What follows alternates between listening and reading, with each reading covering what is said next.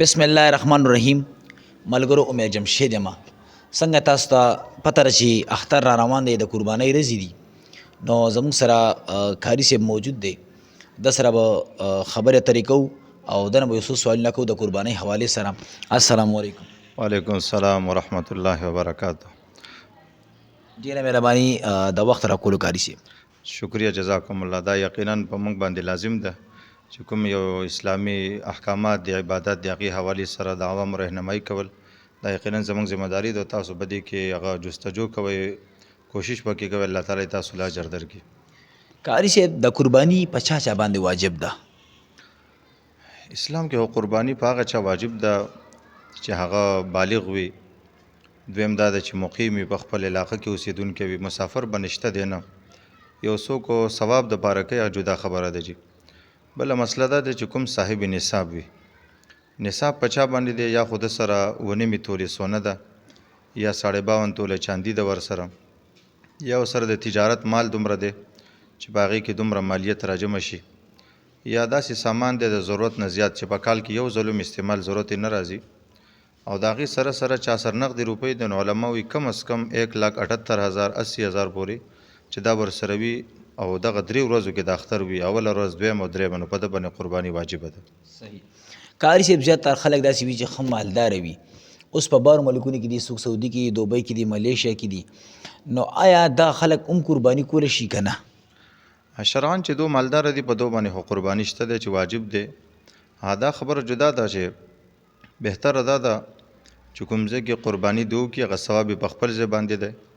خو علما وایي چې دې کې به دویمه خبره دا بهتره وي چې دا قرباني د غوښه هغه ځای ته ورسوي چې هغه ځای کې د خلکو د غوښې باندې ډېر په کار راشي، او دا د هغو دپاره چې دی هغه خلک چې کال په کال باندې غوښه نه ویني، ډېر غربت دی، نو هغوی ته به دا 2 ثوابونه ورسي، یو د قربانۍ یو د غوښې. کاري صاحب زنانه سړي خو چونکې قرباني کوي، زنانه هم قرباني کولی شي، په دې باندې واجب ده؟ بالکل جی. زنانه چې همدغه شان صاحب نصاب کوم چې ما خبره وکړه د سونې او د چاندي او د روپو، نو په زنانه باندې هم چې کله دومره نصاب ورسره وي په دې باندې قرباني واجبه ده، چې نه کې دا رسول الله صلی الله علیه وسلم فرمان مطابق دا سخته ګناهګاره ده. یعنی کومو زنانو سره چې کالې وي یا ورسره نغدې پیسې وي، نو په هغه زنانو باندې قرباني واجب ده؟ بالکل قرباني پې واجبه ده. لږې ورسره توله سونه وي یا 2 تولې سونه وي، لږې نغدې روپۍ وي ورسره، یعنې ورسره چاندۍ والا ګوتمه وي، او دا راجمع کړي او د دې پیسې کم از کم 1,78,000 80,000 پورې راځي په دغه 3 ورځو کې، نو په دې باندې قرباني واجبه ده. کاري صاحب د قربانۍ د زناور چې کوم دی دا څنګه پکار وي؟ د صحت حوالې سره، د عمر حوالې سره زمونږ د کتونکي خبر کوي. حقیقت خدا دی جی چې قرباني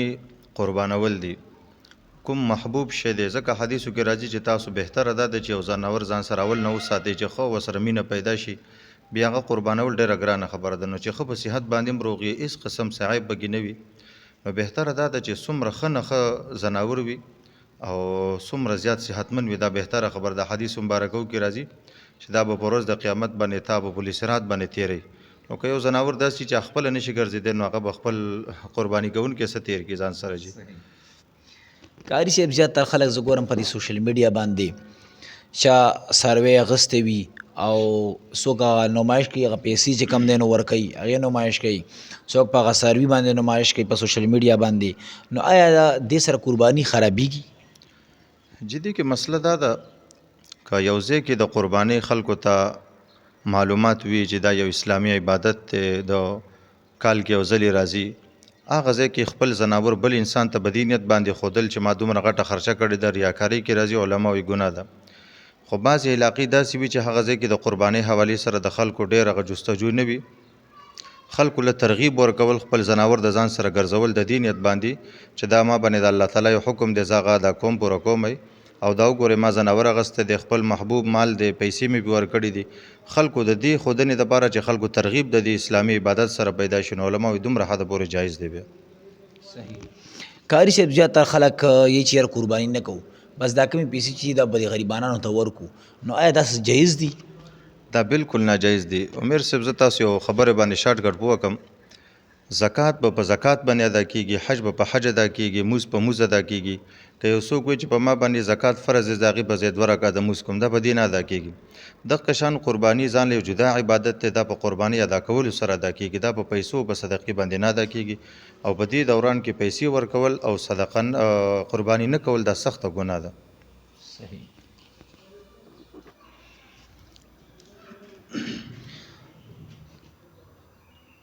قاری صاحب دا د قربانۍ د زناور چې کله ذبح شي غوښه دا په چا باندې تقسیمو؟ د دې صحیح حقدار څوک دی چې دا موږ په باندې غوښه تقسیم کړو؟ عمر صاحب دې حوالې سره په معاشره کې ډېره زیاته کمزوري ده. نن پورې موږ خلک به دې نه دي خبر، ډېره کمزوري ادا کېږي. شریعت چې کوم د غوښې 3 حصې ښودلي دي چې یو رشته دارانو ته دي، یو غریبانانو ته، یو خپل ځان له، نو موږ نن پورې هغه نه دي پېژندلي. موږ داسې وکړو چې د خپل کور ضرورتمند وي هغه پرېږدو، رشته داران او په لرې کلو ته لیږي غوښې، دا ګناه ده. حقیقت دا ده چې د یو چا زناور مثال په طور باندې د کور مشرې زنانه قرباني کړې ده، د دې په کور کې انګیندې دي، نورې قریبي چې د زنانه دي په کور کې، ټولو نه زیاتې حقدارې دا دي چې هغو ښې طریقې سره مړې شي، په غوښې باندې ښه خپل ارمانونه پوره کړي. د هغې نه وروستو چې دی بیا د نورو خپلوانو ته ورکوي. نو موږ نه اصل خپلوان پاتې شي، لرې لرې لیږو، د کور خلک به کې وږي پاتې. نو دا کوم 3 صورتونه چې شریعت ښودلي دا مستحب دي. او کنه خپل کور کې د ضرورت ډېر زیات او فیملی د لویه وه، نو ټوله غوښه ځان ته پاره کیږي او ځان ته استعمالوي، هېڅ ګناه پکې نشته دی. یعنې قاری صاحب اوس مثال خبره خلک چې درې ډېرې کي وایي چې دا د الله والا ده او دا به لازمي ورکې، خلک دا خبره کوي که نه، او یې چېرې دا خورلړو ول دا به خامخا ورکوي، تا چې کومه حصه پاته شوه هغه به په خپله خوري، که یې نوره به خامخا ورکوي. په دې کې هر څه ګناه شته دی که نه؟ ټوله غوښه ته په خپله وخوري او چاته یې ور نه کړي. هېڅ ګناه پکې نشته دی. شریعت خو دا تاله اجازه درکړې ده چې دا غوښه دا تعالی الله رب العزت حلاله کړله، قرباني ستا قبوله شوه، الله په نزدې که. بهتر صورت یې دا دی چې د کور کوم ذمه داران دي هغو ته د غوښې ضرورت دی هغو له ورکړي. نو دا نه ده چې لازمي به ورکړي. ها دومره مسله شته دی چې کوم غریبانان دي په ګاونډ کې، نو بهتره دا ده چې موږ د اختر د خوشحالۍ د هغو سره شریک وکړو چې زموږ بچي غوښې خوري او د بل بچی تر مازدیګر ماښام پورې هغو دال او ساګ خوري او غوښې پسې ارمان کوي. نو دې نه بهتره خبر دا ده چې انسان هغو پکې ځان سره شریک کړي. نور که خپل ضرورت یې په خپل کور کې استعمال کړي، هېڅ ګناهګار نه دي. زمونږ خوږ پیغمبر نبی علیه السلام د دې قربانۍ حوالې سره څه ویلي دي؟ رسول الله صلی الله علیه وسلم خو یو صحابي ته پوښتنه وکړله، نو پیغمبر کریم صلی الله علیه وسلم ورته وی چې دا خو ستاسو د پلار ابراهیم علیه السلام دا د هغه یو سنت دی، دا ژوندي کول پکار دی. بیا دې حوالې سره رسول الله صلی الله علیه وسلم فرمایلی دي چې چا طاقت وي او قرباني ونه کړي په دې ورځو کې، نو دومره سختۍ سره وي هغه زمونږ جومات ته او زمونږ مصلی ته نږدې نه راځي، دومره سختي پې کړې ده. نو کول چې د څوک صاحب استطاعت دی په هغو واجبه ده، او چې نیک د دې باوجود دی سخت ګناهګار دی. قاری صاحب ځنه خلک دا خبره کوي چې یو پیر د قرباني وکړه نو بیا به مدام کې، که یو پیر د قضا کله که نو بیا به ګناهګارېږي په هغې باندې. آیا دې حوالې سره تاسو څه ویل غواړئ؟ عمر صاحب دا خبره د خلکو کې مشهوره ده، عوامو کې موږ نه اکثر خلک پوښتنې کوي، دا بالکل غلط ده. د شریعت دا وایي چې هر کله تا باندې غټ اختر راشي دا 3 ورځې، اوله، دویمه، دریمه، که دومره نصاب د سره و، که ښځه ده که سړی دی، واجب ده پې ودې کړي. آینده کال خدای دې نه کړي د غریبي پې راغلی، د مفلسي پې راغلی، د نشته ورسره بالکل ګناهګار نه دی. لکه اوس دې کال خلکو باندې حج دی لاړ دی، حج ته ما تا نه ولاړ، نو نه ګناهګار، ځکه چې وس مو نشته که نه، چې وي او نه ځي نو هغه ګناهګار دی. نو دا خبره عوامو کې ډېره غلطه مشهوره شوې ده. جی قاری صاحب ځنه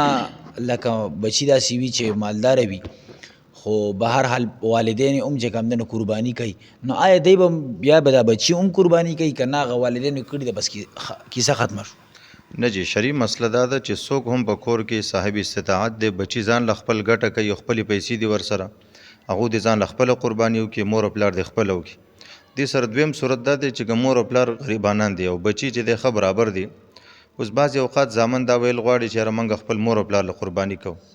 نو ته چې مور او پلار له کوي دا مستحب ده او تا باندې خپله واجب ده.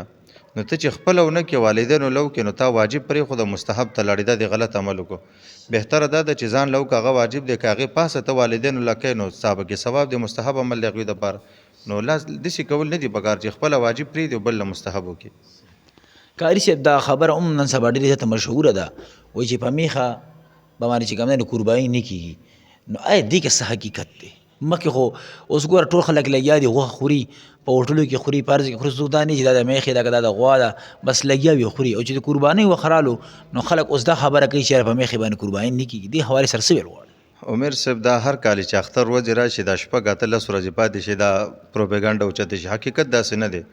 احادیث مبارکو کې چې د کومو ځناورو د قربانۍ کې ذکر راغلی دی نه کې یو بقر لفظ راغلی بقره د غوا ته هم ویل کېږي او د غوا په جنس کې دا میخه دا ټول شی نه په دې کې شامل دي نو د ټولو صحابه کرامو تابعینو تبع تابعینو د هغه وخت نه دا یو ترتیب را روان دی چې په کومو علاقو کې هم میخې موجودې وي د هغوی قرباني شوې ده دا بالکل اسلام کې جایز دي هېڅ ممانعت په دې کې نشته دی قاری صاحب اوس چې سړی قرباني کوي نو آیا چې د کومه وایف دا کومه زنانه د کور والا هغه به هم قرباني کوي که نه داسې چې خاوند وي که به د زنانه قرباني وشوه نه جی که دواړه مالداره وي دواړو سره دومره پیسې وي لکه څنګه سړي باندې قرباني واجب کېږي او ښځه هم مالداره ده نو په ښځې جدا واجب ده او په خاوند جدا واجب ده که بعضې اوقات داسې وشي چې خاوند وایي زه کوم او ښځې ته وایي ته مه کوه نو دا ښځه ګناهګارېږي او که ښځه کوي او خاوند ته وایي ته مه کوه دا ګناهګارېږي کله کله دوه داسې وشي چې په یو غټ ځناور کې حصې واچوي نو بالفرض 30,000 روپۍ دي نو خاوند 15,000 کې او 15,000 زنانه کې دواړه زموږ مشترکه ده نو مشترکه داسې قرباني نه کېږي دا ګناه ده دا به د یو په نوم کوي یا د خاوند په نوم یا د ښځې په نوم خو که دواړه مالدار وي نو پکار دی چې دواړه یو کېږي قاری صاحب دا راته ووایي چې قرباني دا چا سره کول پکار دي چې یعنې هغه څه کاروبار کوي څه روزګار کوي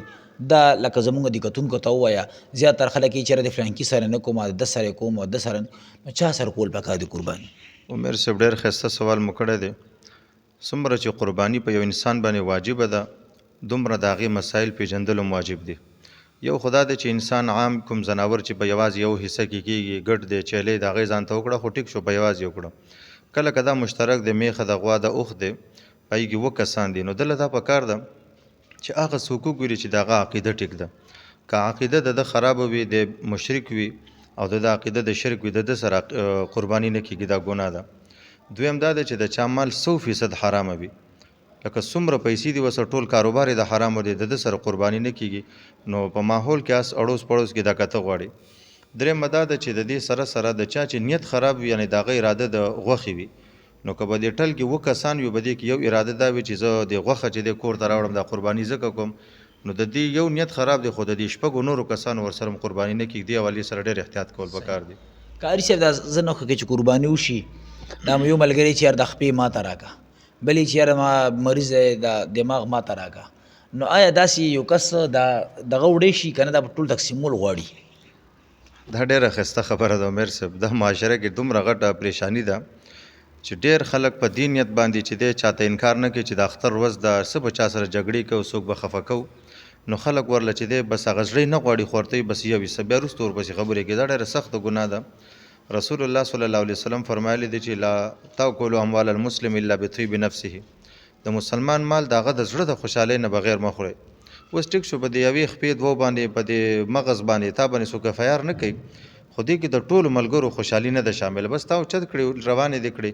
دا ډېر د ګناه عمل له بهتره خبردار دی چې دا تقسیم کړی شي او یا د ټولو په متفقه رای سره بغیر د چا د غوښتنې یو چاته ورکړلی شي قاری صاحب دا راته ووایي چې په غټ ځناور کې تقریبا څو حصې کېدی شي په غټ ځناور کې که هغه غوا ده که هغه میخه ده او که اوښ دی په دې کې 2 حصې کېدلی شي 2 نه زیات نشي کېدلی زمونږ په دې ملک کې داسې څه خلک دي شیعګان هغه وایي چې په دې غټ ځناور کې 40 پورې هم کېدی شي 70 پورې هم کېدی شي یو ملګري وي چې ما پکې 24 حصه نیسلې ده ځان ته نو دا ګناه ده حرامه ده جي ها یو څوک داسې دی چې هغه ځان ته غټه غوا اغوستې ده یا میخه اغوستې ده په یوازې کوي نو هم ټیک ده یا چا غټه غوا اغوستې ده خپل کور دپاره نو بهتره خبره دا ده که دی وي زه ځان له په یوازې کوم نو هم ټیک ده او که دی پکې حصې کوي چې دا مې د ښځې شوه دا مې د رور شوه دا مې د پلار شوه خپل حصې پکې پوره کړي داسې هم بهتره ده او که بالفرض داسې کول غواړي چې د خپلو وړو بچو عقیقه پکې کول غواړي نو داسې هم کولی شي چې بالفرض 15 حصې شوي او 2 حصې پاتې شوي هغه د خپلو بچو کوم عقیقه نه ده کړې عقیقه پکې وکړي نو په دې کې دننه عقیقه هم شاملېدی شي 2 کسانو پوره شي بالکل جایزه دی جي صحیح دا سوال ما چونکې دی نه مخکې وکړو خو دا قاری صاحب دا ځناور چې کوم دی څوک یې چې یاره د 2 غاښې او دا داسې کیسه ده دې حوالې سره ته اسلام خدا ښودلی دی چې غټ ځناور دی نو د اوښ نه علاوه هغه دپاره 2 کاله پکار دي مکمل 2 کاله خو امیر صاحب دا خبره دي د زمونږ ناظرینو سامعینو ته یادوي چې دا کوم 2 کال دي نو دا د جنوري فروری په اعتبار سره نه دي، دا د اسلامي میاشتو په اعتبار سره دي. جنوري فروری کې کمی راتلی شي بیا به قرباني نه کیږي. او کومه چیلې ده نو هغې دپاره 1 کال پکار دی، ګډ دی که هغه په صحت برابر وي 6 میاشتو هم په کار کیږي. اوښ دی هغه دپاره 15 کاله پکار دي. نو دا غاښونه کېدل دا خو یو علامت دی، کله داسې وشي چې یو ځناور د 3 کالو شي لیکن غاښونه پوره نه وي راوتي، نو غاښونه لازمي نه دي، اصل عمر لازمي دی چې دا غټو ځناورو 2 کاله لازمي وي. ها کاری صاحب نور به زمونږ د کتونکو ته اخیری کې د قربانۍ حوالې سره څه ویل غواړئ؟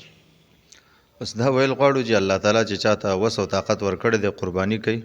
دا قرباني دی الله تعالی په خپل دربار کې قبول او منظور کړي. خو زما یو عاجزانه درخواست دا دی چې دا کوم الله رب العزت تاسو له وس او طاقت درکړی دی نو په خپل مهلت کې کته غواړي کوم غریبانان دي د خپل غوښې چې ته خپل وخوري او د ټولو ناول د ځان سره د غریبانان نومونه لیکلي وي د ټولو ناول ورسئ، هغو هر کور په خپله دروازه وټکئ بجای د دې چې ته به ناسې چې تا پسې به د غریب ماشوم راځي شاپر به راوړي پلیټ به راوړي، هغې نه بهتره دا ده چې ته یې ورته ورسئ. نو چې په دې قربانۍ په دې غوښو کې او په دې خوشحالۍ کې موږ ځان سره د خپلې محلې غریب هم ځان سره شامل کړو، داسې نه چې موږ غوښې خورو هغه ټوله ورځ ناسې ماښام پورې دال او ساګ خوري، نو یقینا د هغه انساني همدردي به دې نه موږ شاته پاتې شو. ډېره مهرباني کاري صاحب د وخت راکولو ملګرو دا کاري سیدالله صاحب چې د قربانۍ حوالې سره د سره خبرې اترې وشي، امید لرم تاسو به دې نه ډېر علم زده کړی وي. مزید داسې ویډیوګانو کتلو دپاره زما د فیسبوک پاڼه محمد عمیر جمشید فالو کړئ او زما د ټیک ټاک اکاونټ عمیر جمشید 14 فالو کړئ.